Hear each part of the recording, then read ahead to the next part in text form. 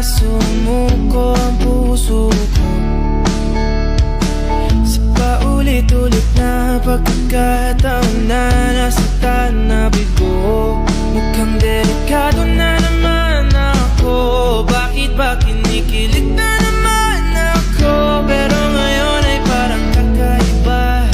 Pag nakatingin sa iyong mata, ang mundo ay kalma.